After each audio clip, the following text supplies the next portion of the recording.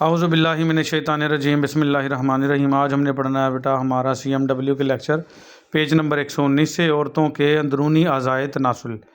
बैरूनी हमने पिछले लेक्चर में पढ़ लिए थे। अगर किसी बच्चे ने नहीं सुना तो वो मेरे यूट्यूब चैनल की लिस्ट में जाके वहाँ से देख सकता है। तो आज हमने पढ़ना है अंदरूनी अज़ाए तनासुल।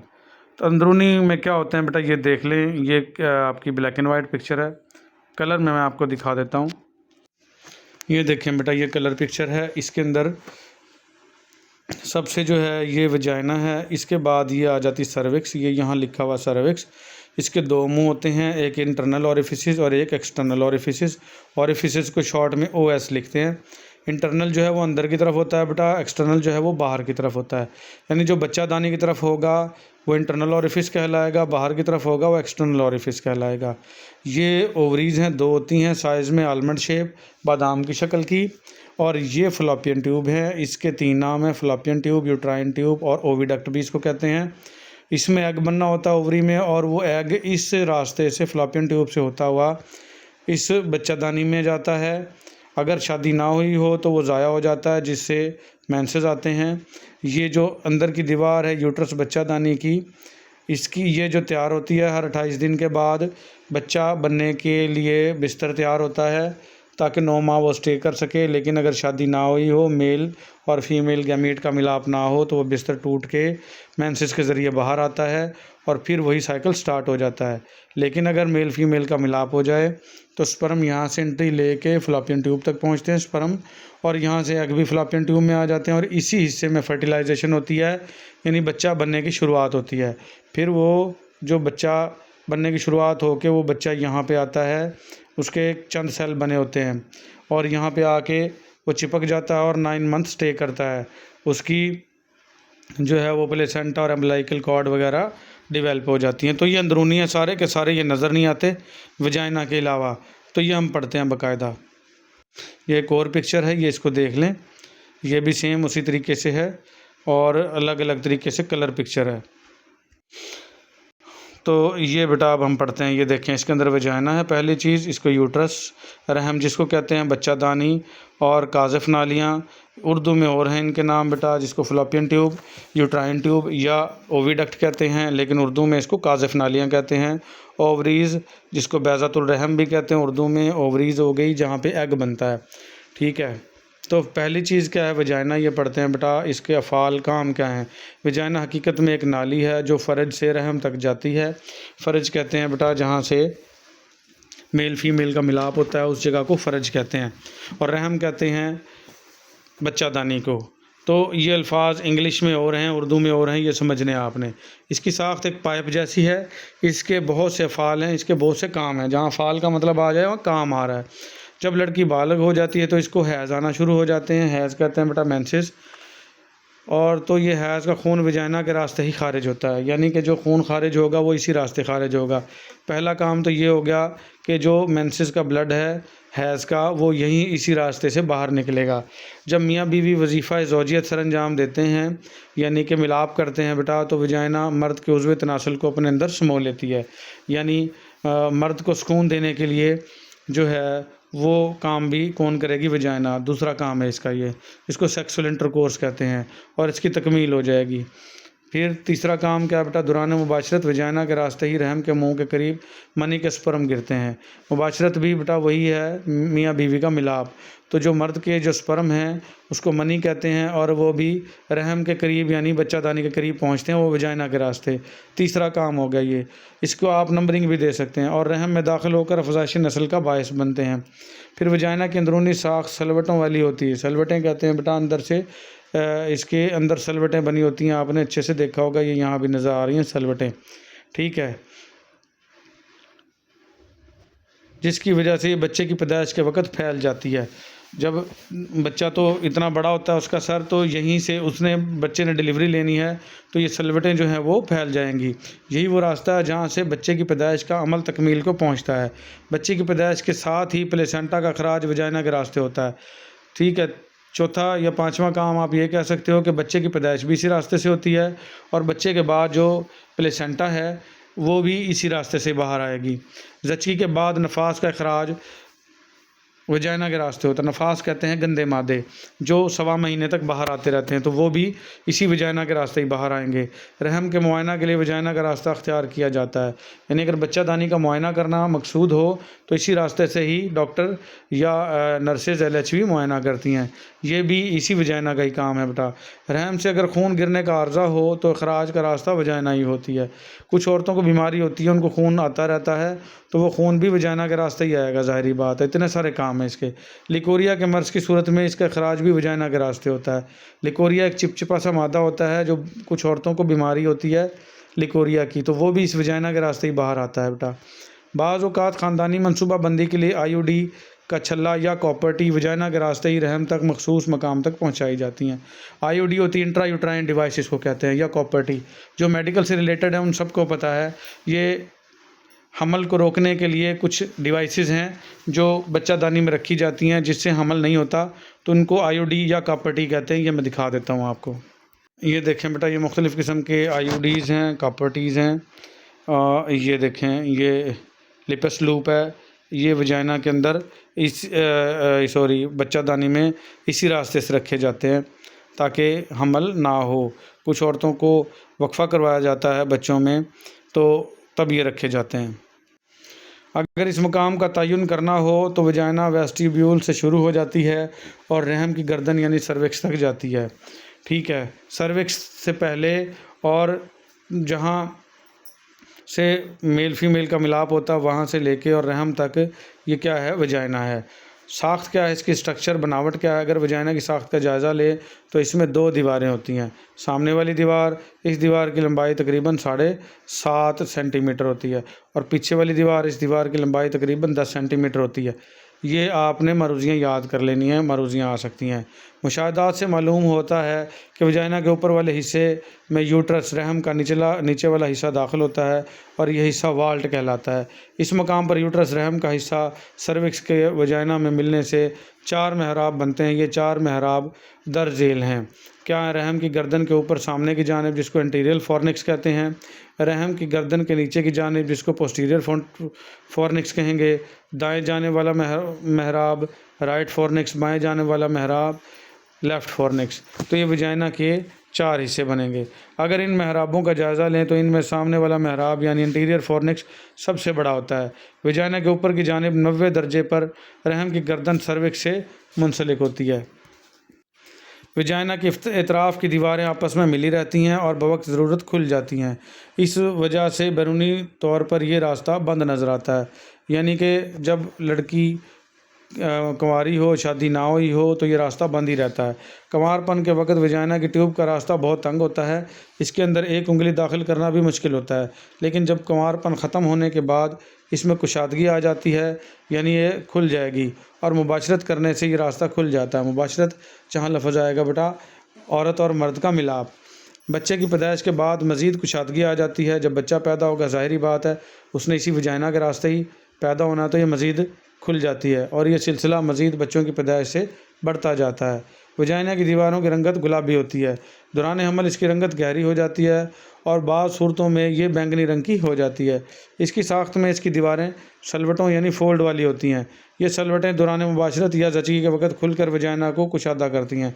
कसरत जमा यानी बार बार मिलाप से, ये मुसलसल जमा से वजाइना की साख्त ढीली हो जाती है। ये बेटा दिखा रखा है उन्होंने, ठीक है, ये वजाइना है। साख्त के अतबार से वजाइना की 4 तहें होती हैं। कौन सी? स्कैमस एपिथेलियम और connective tissue fold, muscular fibre fold और कनेक्टिव टिश्यूज़। तो अब इनको बारी बारी पढ़ते हैं। पहली कौन सी? Squamous epithelium.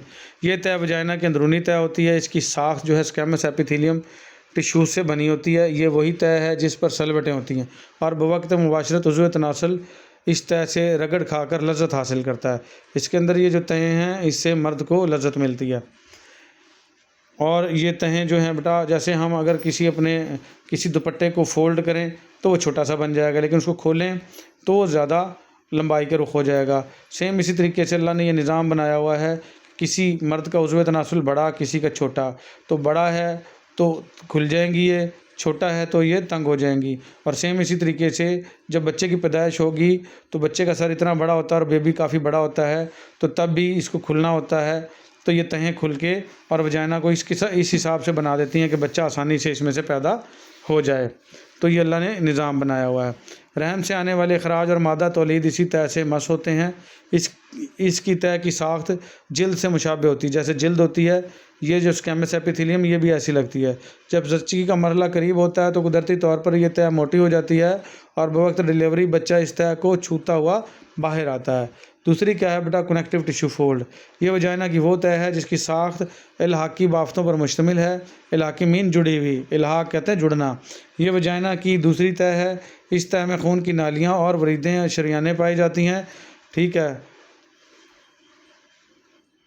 ये लफ्ज़ बेटा साख्त है। साख्त के एतबार से ये अहम हैसियत रखती है। फिर आ जाएगा मसल फाइबर फोल्ड। ये वजाइना की ऐसी तह है जो उजलाती रेशों से मिलकर बनती है। इसकी साख्त में लंबे रेशे यानी लॉन्गिट्यूडनल मसल फाइबर और गोल रेशे सर्कुलर मसल फाइबर शामिल होते हैं। यूँ ये दो तरह के रेशों से मिलकर बनती है। इसमें लंबे रेशे बाहर की तरफ और गोल रेशे अंदर की जानिब होते हैं। इस तरह से इसकी साख्त मुकम्मल हो जाती है। ये फिर बेटा पिक्चर दिखा रखी है। ये वही वाली ओवरी, ये फ्लोपियन ट्यूब, यूट्रस का ऊपर वाला हिस्सा फंडस जहाँ पे बाल होते हैं मोस्टली, नहीं लेकिन ये अंदर वाला सॉरी, और ये उसके बाद ये वजाइना है बेटा और ये सर्विक्स है। फिर आ जाएंगे connective tissue, fourth and last tissues. ये वजाइना की तहों में से चौथी तह है। ये सवाल बन सकता है बेटा वजाइना के अंदर कितनी टिश्यूज़ है, तो आपने 4 टिश्यूज़ लिखनी है और इन चारों टिश्यूज़ की आपने आगे थोड़ी थोड़ी वजाहत दे देनी है। ये वजाइना की चौथी तह है, ये सबसे बैरूनी आखिरी तह है। इसकी साख्त इल्हाकी बाफ्तों यानी कनेक्टिव टिश्यूज़ पर मुश्तमिल है, जहाँ इल्हाक का मतलब आ जाएगा कनेक्टिव मीन जोड़ने वाले टिश्यूज़। इसमें खून की नालियाँ और ज़्यादा तादाद में पाई जाती हैं। वजाइना को जो खून की सप्लाई है वो कैसे होती है बेटा, निज़ाम दौरान खून के तहत जिस्म के हर उज़्व को खून की फराहमी होती है। इस निज़ाम के तहत वजाइना को खून मुहैया होता है। वजाइना को खून की सप्लाई दाएँ और बाएँ तरफ से झेल की शरियानों से होती है। ये बेटा जहन में रखना, चाहे दिल पूरे बॉडी को खून सप्लाई करा लेकिन दिल को भी खून की सप्लाई होती है। तो इस तरीके से नाक, कान, दिल, जिगर, गुर्दे, फेफड़े, मसाने हर जगह पे खून जाता है और वजाइना को भी खून जाता है। तो ये वजाइना और जो मर्द का उज़्व तनासुल है, पीनस जिसको कहते हैं, यहाँ तो अल्लाह की तरफ से बहुत ही ज़्यादा बारीक शरियाने हैं और यहाँ खून की सप्लाई ज़्यादा की जाती है तो उसमें टाइटनेस, शहवत आती है जिसकी वजह से मिलाप हो पाता है और सुकून मिलता है दोनों को, मियाँ बीवी को। तो यहाँ तो खून की सप्लाई बहुत ज़्यादा ज़रूरी है और अहम है। तो वजाइनल आर्टरी साफ़ खून लेके आएगी। आर्टरी जहाँ पे भी हैं बेटा वो ऑक्सीजन वाला खून लेके आएंगी। और यूट्राइन आर्टरी, यूट्रस वजाइना को जो खून की नालियाँ खून सप्लाई करेंगे उसके साथ वजाइना लगा दिया है। और यूट्राइन जो यानी यूट्रस बच्चादानी को खून की सप्लाई करेंगी उसके साथ यूट्राइन आर्टरी लगा दिया है। मंदरजा बाला 2 शरियाने आर्टरी वजाइना को खून की सप्लाई करने की ज़िम्मेदार हैं। इस तरह वजाइना से इस्तेमाल शुदा गंदा खून वरीदी निज़ाम के ज़रिए वापस जाता है। इस मकसद के लिए दर्ज झेल वरीदें काम करते हैं बेटा। वजाइनल वेन वजाइना से जो खून वापस लेके जाएगी उसको वजाइनल वेन कहेंगे। यूट्राइन वेन यूट्रस से जो खून वापस लेके जाएगी यानी बच्चादानी से उसको वजाइनल वेन कहेंगे, सॉरी यूट्राइन वेन कहेंगे। वेन और ये आर्टरी ये जहन में रखना बेटा। ऑक्सीजन वाला खून जो इंतहाई गहरे सुर्ख कलर का होता है और उसको अच्छा खून भी कहते हैं, वो है आर्टरी लेके जाएंगी, उसको लेके आएंगी, बल्कि दिल से आर्टरियाँ लेके आती हैं। फिर जब वो खून इस्तेमाल हो जाता है तो उसको हम गंदा खून कहेंगे। गंदा खून इस हिसाब से नहीं कि वो गंदा हो गया है, लेकिन उसमें कार्बन डाइऑक्साइड पैदा हो गई है अब।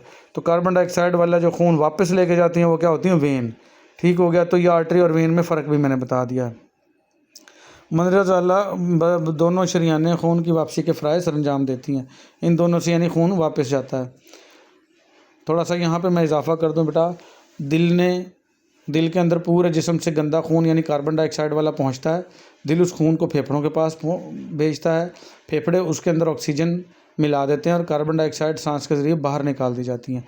वो ऑक्सीजन मिला खून फिर दोबारा दिल में आता है और दिल से फिर आर्टरीज़ के ज़रिए पूरी बॉडी में सप्लाई कर दिया जाता है हर ऑर्गन तक, और आर्टरीज से फिर वापस ऑक्सीजन दे देता है हर सेल और टिश्यूज़ को, और वहाँ से कार्बन डाइऑक्साइड ले लेता है। और कार्बन डाइऑक्साइड लेके अब वेन वापस लाएंगे दिल में। लेके दिल से कौन गई थी, आर्टरी, और वापस कौन सी लेके आएंगी, वेन्स। तो ये जहन में रखना है। तो इस तरीके से खून जो है वो यूनी डायरेक्शनल फ़्लो रखता है बेटा। अच्छा खून जा रहा होता है, गंदा खून आ रहा होता है, अच्छा जा रहा होता है, गंदा आ रहा होता है। तो इसको अच्छा और गंदा हम अपनी ज़ुबान में कहते हैं। अच्छे का मतलब वो है बेटा जिसमें ऑक्सीजन हो, और गंदा जिसमें कार्बन डाइऑक्साइड हो। असाबी ताल्लुक़, असाबी ताल्लुक़ कहते हैं दिमाग के साथ। वजाइना का ताल्लुक़ क्या है? निज़ाम दौरान खून की तरह असाबी निज़ाम भी पूरे जिस्म में जाल की तरह फैला हुआ है। इस निज़ाम के तहत इसका ताल्लुक़ वजाइना से भी है। दूसरे, तीसरे और चौथे सैक्रल नर्व से ये शाखें निकल कर फैलती हैं, और इनके फैलाव में से ही ये शाखें वजाइना तक आती हैं। तो ये हमने सारी पढ़ी है बेटा वजाइना। फिर आ जाती है यूट्रस, रहम, बच्चादानी जिसको कहते हैं। इसकी साख्त क्या है बेटा? रहम या बच्चादानी एक नाशपाती से मुशाबे उज़्व है। ये मारूजी बन सकती है। नाशपाती जैसा कौन सा है? बच्चादानी। इसकी साख्त अंदर से खोखली होती है। इसी मकाम पर जनीन कहते हैं बेटा बच्चे को, हमल का दौरानिया गुजारता है। जनीन यानी जो बच्चा है वो हमल का दौरानिया इसी बच्चादानी रहम में गुजारता है बेटा। आम हालात में रहम का वज़न 60 से 70 ग्राम होता है। ये मरूज़ी है। इसकी लंबाई तकरीबन 7.5 सेंटीमीटर 7.7 सेंटीमीटर होती है। मरूज़ी है। इसका चौड़ाई आम हालत में 5 सेंटीमीटर होती है। इसकी गहराई 2.5 सेंटीमीटर होती है। इसकी मोटाई 1.25 सेंटीमीटर होती है। यूट्रस या रहम या बच्चादानी आलात तौलीद में से अहम उज़्व है, जहाँ बच्चा इस्तक़रार हमल के बाद ज़च्चगी तक अपनी ज़िंदगी के मुख्तलिफ़ मदारिज तय करता है। ये लफ्ज़ करता है बेटा। यूट्रस के मज़ीद हिस्से होते हैं। फंडस, ऊपर वाला हिस्सा मैंने बताया बेटा। रहम की गर्दन जिसको सर्विक्स कहते हैं, एपेक्स, और जिस्म रहम जिसको बॉडी ऑफ यूट्रस कहते हैं, और रहम का मुंह जिसको ओरिफिसिस कहते हैं, ओरिफिसिस यूट्राई। तो ये हम बारी बारी पढ़ते हैं बेटा। फंडस, ये देख लें यहाँ पे, ये जो ऊपर वाली जगह है ये फंडस है। ठीक है, इसमें तो लिखा हुआ नहीं है, इससे ऊपर वाली पिक्चर में ये लिखा हुआ, ये देखें ये लिखा हुआ है फंडस। ठीक है, तो अभी हमने किसके बारे में पढ़ना है? फंडस के बारे में। तो बारी बारी इसके हिस्से, इसको कार रहम भी कहते हैं उर्दू में। ये रहम का ऊपर वाला हिस्सा होता है। ये हिस्सा गुंबदनुमा शक्ल का होता है। ये रहम में फ़लॉपियन ट्यूब्स के दाखिल होने के दरमियान रहम का बलाई गोल हिस्सा होता है। साख्त के एतबार से रहम का सबसे चौड़ा हिस्सा होता है। इसकी ऊपर वाली सतह छोटी आंतों के गुच्छे को छूती है। छोटी आंत का जो गुच्छा है उसको छू रही होती है।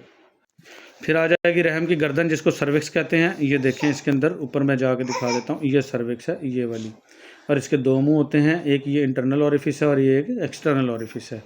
तो ये हम पढ़ेंगे बेटा सर्विक्स। ये रहम की गर्दन सर्विक्स की लंबाई 2.5 सेंटीमीटर होती है, मरूजी बन सकती है। इसकी शक्ल दरमियान से खुली और अंदर बाहर के मुंह के करीब से तंग होती है। रहम की गर्दन ऊपरी जानिब से वजाइना से मिली होती है।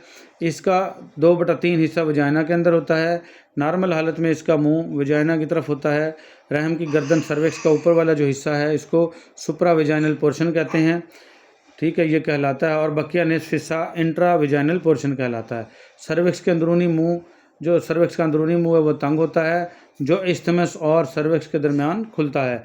सर्विक्स का बैरूनी जो मुंह है सर्विक्स के नीचे छोटे सुराख में खुलता है। ये सुराख वजाइना के ऊपरी हिस्से में होता है। ये दिखा दिया दोबारा बेटा, ये सर्विक्स है। तो ये सर्विक्स की सारी डिटेल दे दी उन्होंने। फिर आ जाएगा रहम का मुंह जिसको हम ओरिफिसिस कहते हैं। यह हिस्सा रहम की गर्दन के दाखिले का मुंह का मकाम होता है। हमारी लड़कियों में इसको तलाश करना मुश्किल होता है। जब बलूगत में रहम मुकम्मल नशोनुमा पा जाता है तो इसमें 2 लब होते हैं। सॉरी बेटा, थोड़ा स्टॉप करना पड़ा था हमें। तो हम यूट्रस पढ़ रहे, रहम का मुंह पढ़ रहे थे, ओरिफिसिस।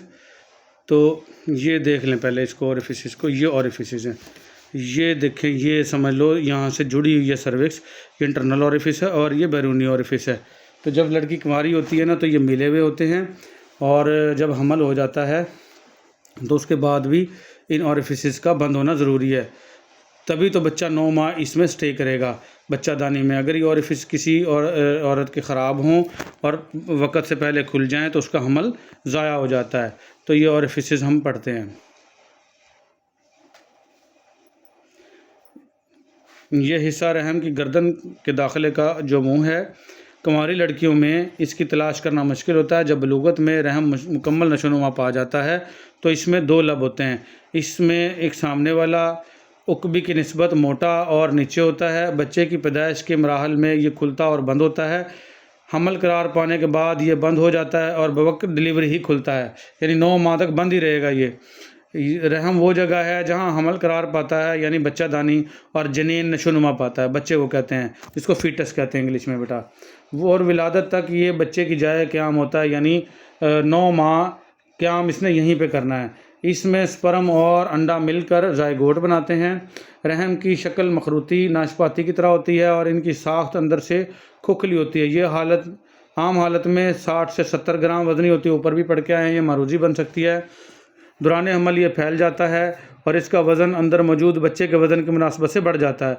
वज़ा हमल के बाद सुकड़ कर, यानी जब हमल वज़ा हो जाए यानी बच्चा पैदा हो जाए, तो फिर दोबारा ये सुकड़ जाता है और अपनी असली हालत में आ जाता है। बुढ़ापे में इसकी साख्त में तब्दीली आ जाती है, ये सुकड़ कर छोटा हो जाता है। जिस्म और गर्दन के दरमियान तंगी आ जाती है, गर्दन का मुंह बंद हो जाता है और इसके लब मादूम हो जाते हैं। यहाँ गर्दन आम गर्दन नहीं है बेटा, ये इसकी गर्दन की बात हो रही है, किसकी? बच्चादानी की। अफ़ाल काम क्या हैं इसके बेटा, फंक्शन क्या हैं बच्चादानी के? हमल के इस्तक़रार के लिए रहम ही मकाम है और इसके अंदर रूनी झिल्ली, जिसको फर्टिलाइज़ोम के इस्तकबाल के लिए तैयार किया जाता है, यानी तैयार होती है। मैंने बताया था ये जो इसके अंदर वाली जो जिल्द है उसको हम एंडोमेट्रियम कहते हैं बेटा। वो तैयार होती है क्योंकि बच्चे ने यहाँ पे 9 माह स्टे करना है, उसके इस्तकबाल के लिए तैयार होती है। रहम हमल के करार पाने के बाद ज़ायगोट को महफूज और आरामदेह जगह जाए क़याम मुहैया करता है। बार बार रहम आ रहा है, यहाँ पे अगर हम लफ्ज़ यूट्रस पढ़ते हैं, इंग्लिश उर्दू से आसान होती है बेटा। तो जैसे ही प्रेगनेंसी हो जाती है तो ये जो रहम यानी बच्चादानी है, ये उस ज़ायगोट को जो बच्चा बनने की शुरुआती जो मराहिल हैं उनको जो है ज़ायगोट को महफूज मकाम मुहैया करता है, यानी हिफाजत करती है। यही हमारी बच्चादानी। रहम की वजह से फर्टिलाइज़ोम को तहफ़्फ़ुज़ फराहम होता है। बार बार वही बातें कर रहा है कि जो मेल और फीमेल के मिलाप से जो ज़ायगोट बना है उसकी हिफाजत यानी उसको तहफ़्फ़ुज़ यही बच्चादानी ही करती है। बार बार रहम रहम रहम लफ्ज़ आ रहा है तो ये क्या है? बच्चादानी, बच्चादानी और बच्चादानी। ठीक है, रहम की जगह आप बच्चादानी भी लिख सकते हो। हमल के करार पाने के बाद ज़चगी तक बच्चे को इसकी ज़रूरत का माहौल फ़राहम करता है, यानी जब तक बच्चा पैदा नहीं हो जाता, अंदरूनी जो माहौल है उसके ज़िंदा रहने के लिए जो उसको चाहिए, तो वो सारा इस बच्चादानी में ही होगा काम। रहम अपने अंदर मौजूद जनीन के बढ़ने के साथ खुद को फैला लेता है, यानी जैसे जैसे बच्चा बड़ा होगा तो बच्चादानी यानी रहम भी खुद ब खुद बड़ी होती चली जाएगी और इसकी ज़रूरत के मुताबिक अपनी जिसामत बढ़ा लेता है। तो इस बच्चे की ज़रूरत के मुताबिक इसकी जिसामत बढ़ जाती है। रहम के अंदर ही जनीन को इसकी खुराक और ऑक्सीजन मुहैया होती है। ये सारे के सारे काम किसके बताए जा रहे हैं बेटा? बच्चादानी के। तो अंदर ही बच्चे को खुराक और ऑक्सीजन मिलती है। रहम हमल के वक़्त के पूरा होने पर अपनी मखसूस हरकत की मदद से जनीन को बाहर खारिज कर देता है, यानी जब हमल मुकम्मल हो जाएगा, 9 माह मुकम्मल हो जाएंगे, तो ये बच्चादानी ही है जो बच्चे को बाहर निकाल देती है। बच्चे की पैदाइश के बाद प्लेसेंटा वगैरह का खराज होता है। प्लेसेंटा बेटा वो गोश्त का लोथड़ा होता है जो माँ की बच्चादानी से जुड़ता है और माँ से सारे खुराक और ऑक्सीजन लेके और खूब ब्लड सप्लाई माँ से लेके और अम्बिलिकल कॉर्ड के ज़रिए बच्चे को दे रहा होता है। तो जब बच्चा पैदा हो गया तो इस गोश्त के लोथड़े की भी ज़रूरत नहीं होती, तो ये बाहर निकलता है। ठीक है, इसको प्लेसेंटा कहते हैं बेटा। बच्चे की पैदाइश के बाद नफास का मवाद खारिज करता है। बच्चे की जब पैदाइश होगी तो गंदा जो मवाद है 1.25 महीने तक वही बच्चादानी से निकलता रहेगा। हैज़ के अख्ताम पर अंदरूनी सतह की दोबारा मरम्मत करता है और ओवम के लिए झिल्ली तैयार करता है, यानी जैसे ही हैज़ हो गए, मेंसेस आ गए, तो अंदरूनी जो सतह है वो दोबारा मरम्मत होगी और दोबारा से नई जो है वो बिस्तर तैयार होगा बच्चे का, ताकि वो आए और 9 माह स्टे कर सके। ठीक है, ये वो रिप्रोडक्टिव ऑर्गन है जो फीटस को तकरीबन 280 दिन अपने अंदर महफूज रखता है। 280 दिन मतलब 9 माह। ठीक है, मोहल्ले वकू कहाँ पाई जाती है ये बच्चादानी, कहाँ होती है, पोजीशन क्या है इसकी? रहम जो है यानी बच्चादानी पेल्विस के खला में, मसाना के उकब में और मकद के सामने होती है। मसाना कहते हैं बेटा पिशी वाला गुब्बारा, इसके पीछे, उकब का मतलब पीछे होता है, और मकद कहते हैं पखाने वाला गुब्बारा, इसके सामने यानी इसके फ्रंट पे होती है, यानी ये पखाने वाले और पिशी वाले गुब्बारे के दरमियान में होती है मौजूद।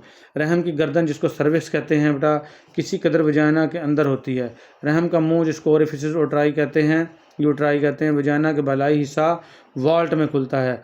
इसी मकाम पर मनी यानी सीमन स्पर्म जो मर्द के हैं बेटा वो रहम में दाखिल होते हैं और औरत के ओवम से मिलकर ज़ायगोट बनाते हैं और हमल करार पाता है, यानी हमल हो जाता है। अगर रहम के गिरदो पेश का जायज़ा लें तो ये मुख्तलिफ़ अज़ा के दरमियान घिरा हुआ होता है। रहम के सामने की तरफ यानी एंटीरियर कहते हैं बेटा अगली जानब, पोस्टीरियर पिछली जानब। ए से एंटीरियर, ए से अगला ऐसे याद रख लो, पी से पोस्टीरियर, पी से पिछला ऐसे याद कर लो। तो रहम के जो सामने की जानब है मसाना, इसको यूट्रोवेजिकल पाउच कहते हैं। और रहम की पिछली जानब पोस्टीरियर, पिछली जानब पोस्टीरियर हो गया बेटा। इसकी तरफ मकद यानी पखाने वाला गुब्बारा, ठीक है। रेक्टो यूट्राइन पाउच होता है। इतराफ़ में इर्द गिर्द यानी लैटरल की तरफ फ्लोपियन ट्यूब और ब्रॉड लिगामेंट होते हैं। फ्लोपियन ट्यूब बेटा वही ओविडक्ट जिसको कहते हैं।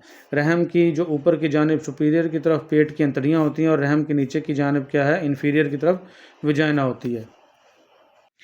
ये बेटा जो यूट्रस बच्चादानी है इसकी 4 तहें होती हैं। रहम की तहें ये पढ़ लेते हैं, ये टॉपिक कंप्लीट हो जाएगा हमारा। तो साख्त और अफ़आल के लिहाज से रहम यूट्रस की 3 तहें होती हैं।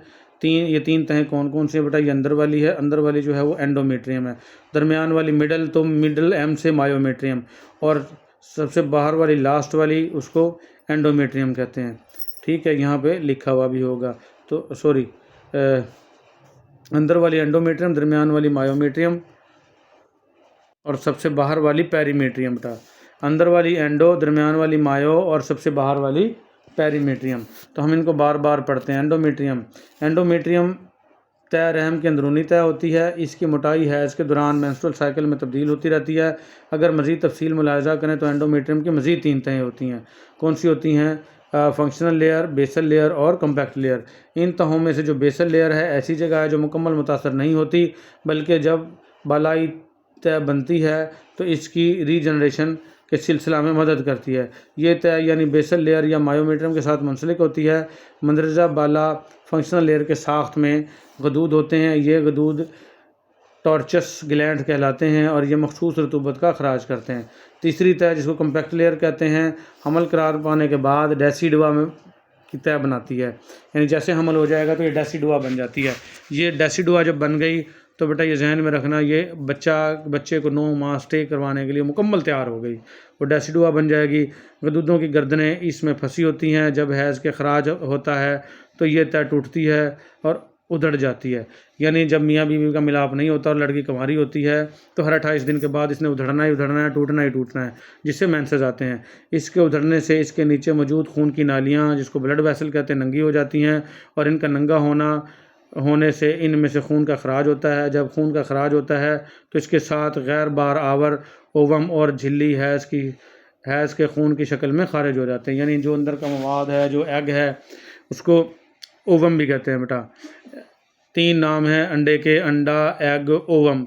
तो वो गैर बारावर है, यानी मेल स्पर्म का मिलाप अगर हो जाए तो उसको बारावर कहते हैं। अगर मेल स्पर्म का मिलाप ना हो तो उसको गैर बारावर कहेंगे। तो वो भी खारिज हो जाएगा खून के साथ ही, यानी अंदर की सफाई हो जाएगी मुकम्मल, जैसे मेंसेस आते हैं। और एंडोमेट्रियम वो तय है जो हर हैज़ के दौरानिया पर टूट जाती है और हैज़ का अखराज होता है। मैंने पहले ही बताया ये वो तय है जो हर मेंसेस पे टूटेगी। ये तय हैज़ के बाद खुद से दुरुस्त हो जाती है और फिर से अपने अफ़ाल अदा करने के काबिल हो जाती है। एंडोमेट्रियम के अंदर खून की नालियाँ और गदूद बकसरत होते हैं। एंडोमेट्रियम के अंदर मौजूद जो गदूद हैं मखसूस रतूबत खारिज करते हैं। ये रतूबत जो है वो अल्कलाइन खासियत रखती है। अल्कलाइन कहते हैं बेटा जिसकी pH 7 से और 14 के दरमियान में हो, वो क्या कहलाएगी? अल्कलाइन। 7 से नीचे हो, क्योंकि pH होती है 1 से लेकर 14 तक। 1 से लेकर 7 तक एसिडिक कहलाती है, 7 से 14 तक बेसिक या अल्कलाइन कहलाती है। तो यानी कि इसकी pH कितनी होगी? 7 से 14 के दरमियान में, ठीक है। तो ये अल्कलाइन खासियत रखती है। ये तय ऐसी तय होती है जो बार आवर ओवम यानी फर्टिलाइज ओवम को कबूल करने की सलाहियत रखती है, बल्कि इसके लिए तैयार हो जाती है। जब फर्टिलाइज ओवम इसकी सतह तक पहुंचता है तो इसके साथ चिपक जाता है और एक अमल का आगाज़ हो जाता है। रहम की इस तय के साथ ही प्लेसेंटा जुड़ी होती है और प्लेसेंटा के ज़रिए ही जनियन यानी जो बच्चा है, जिसको फिटस कहते हैं, अपनी खुराक और ऑक्सीजन हासिल करता है। हमल करार पाने पर यह ज़्यादा बढ़ती है। फिर दरमियान वाली तय मिडल वाली मायोमेट्रियम कहलाती है। हमसे मिडल बेटा, हमसे मायोमेट्रियम।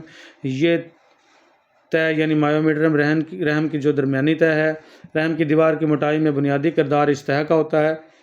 ये तय बलाई हिस्से में मोटी और नीचे वाले हिस्से में कम मोटी होती है। इसकी साख्त उजलाती यानी मसल कोट की होती है। इसकी साख्त का जायज़ा लें तो नज़र आता है कि इसके रेशे खून की नालियों के इर्द गिर्द ख़ास तरतीब के साथ से फैले होते हैं, और अगर कभी जरियाने खून को रोकना मकसूद हो तो ये सिकुड़ कर खून की नालियों पर दबाव डालते हैं और यूँ खून का अखराज रुक जाता है। इसकी साख्त इस तरह की होती है कि इसमें सिकुड़ने की सलाहियत होती है। ये तय जो अमूर सरअंजाम देती है, इस में अहम काम बच्चे की पैदाइश में मदद देना है। यानी जब बच्चा पूरा हो जाता है, पैदाइश कामल होता है, तो ये ऊपर से सिकुड़ना शुरू हो जाती है और नीचे से फैलना शुरू हो जाती है, जिससे बच्चे को बेटा ऊपर से दबाव मिलता है और वो वजाइना के रास्ते बाहर आ जाता है। तो यानी बच्चे की पैदाइश में ये मदद देती है। ये जनीन को बाहर धकेलने में, यानी टू एक्सपेल, एक्सपेल का मतलब बाहर धकेलना, उसकी the fetus, to expel the fetus यानी बच्चे को बाहर धकेलना, उसमें यह मदद करती है और वज़ा हमल के दौरान होने वाले जरियाने खून को रोकती है। इसकी साख्त भी एंडोमेट्रियम की तरह मज़ीद 3 तहों पर मुश्तमिल होती है। इनमें जो तह पहले नंबर पे आती है, इसकी साख्त में गोल रेशे हैं, जिसको सर्कुलर फाइबर्स कहते हैं। बेटा ये 3 तहें हैं और हर तह के 3-3 ही मतलब आगे तहें हैं। तो इसकी जो पहली तह है उसमें गोल रेशे हैं, जिसको सर्कुलर फाइबर्स कहते हैं, उसमें शामिल होते हैं बेटा। ये अंदरूनी तह होती है।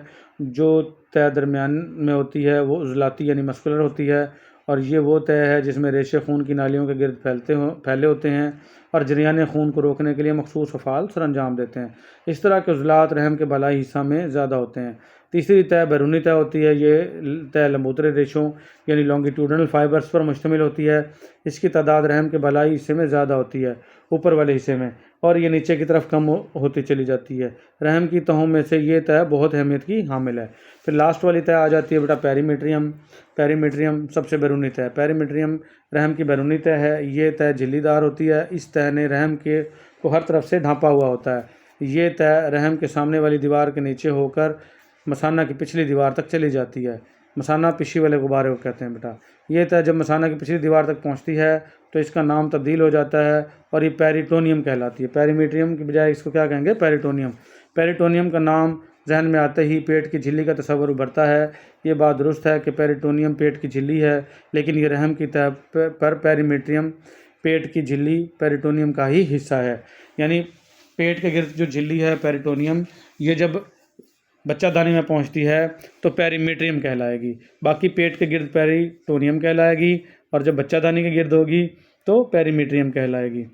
ठीक है। ये पेरिटोनियम झिल्ली यूट्राइन ट्यूब के ऊपर भी होती है। यूट्राइन ट्यूब यानी जिसको यूट्रस फ़लॉपियन ट्यूब भी कहते हैं, और यूट्रस रहम के ऊपरी तरफ यानी पोस्टीरियरली पेरीमीट्रियम पाउच ऑफ डकलस बनाती है, यानी एक थैली बनाती है। रहम को खून की जो सप्लाई है वो कहाँ से होती है? रहम यानी यूट्रस को खून मुहैया करने का जो जिस्मानी निज़ाम कायम है, इसके मुताबिक यूट्रस को दो यूट्राइन